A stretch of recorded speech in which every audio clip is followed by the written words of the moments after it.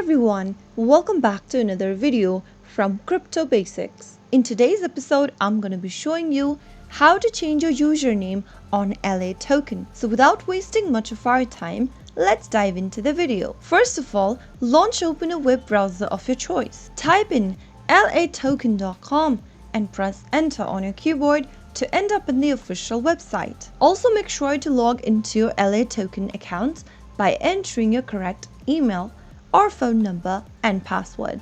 Once you end up in the home page after logging in, go ahead and click on the profile option at the top right and click on your email address. Right where you can see your username, click on edit username. Enter the new username you would like to set for your account and click on save. Once done, you have successfully changed your username on latoken.com account. So that's how it's easily done. If you found the video to be helpful, go ahead and give us a thumbs up. Don't forget to subscribe to our channel by hitting the subscribe button.